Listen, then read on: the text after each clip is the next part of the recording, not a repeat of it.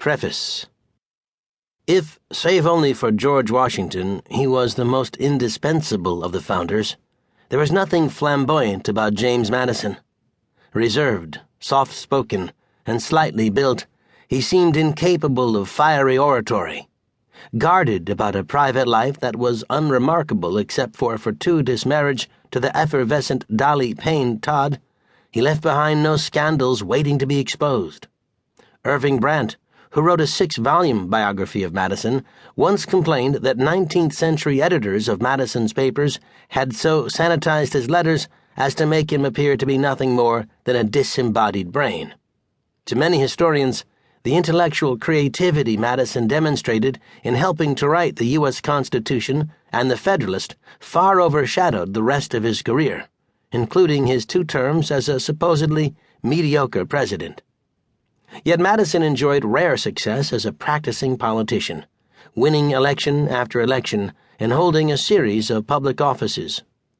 "My life," he wrote an earlier biographer, "has been so much of a public one that any review of it must mainly consist of the agency which was my lot in public transactions."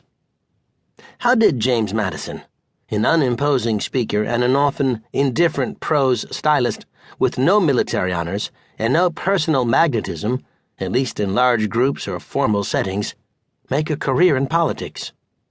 He often worked quietly, sometimes obscuring his own accomplishments. He is, the French diplomat Louis Otto wrote, a man one must study for a long time in order to make a fair appraisal of him.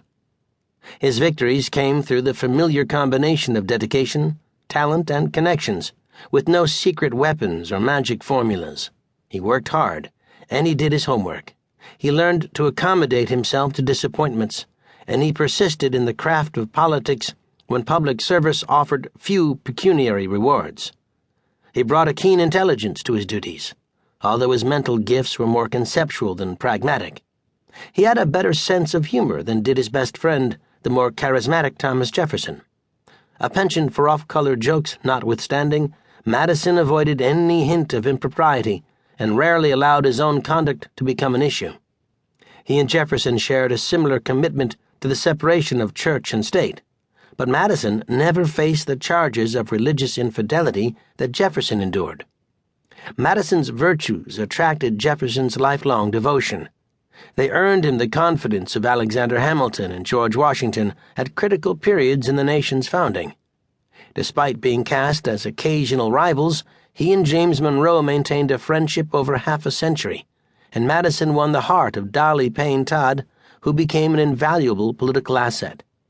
The idea of Madison as a disembodied brain has been nurtured by modern historians and political scientists, who have often tried to make an unusually erudite politician into a more systematic thinker than he was. Most of his writings were produced for specific political purposes. Todd Estes's description of Madison's work on the Federalist during the debate over the ratification of the Constitution could be said of his career generally. For all Madison's intellectual brilliance, what made him successful in these debates were his achievements as an intellectual politician. For Madison fused the roles of scholarly intellectual and intellectual politician as well as anyone ever has. In assessing Madison's career as a politician, his political thought cannot, in other words, be ignored.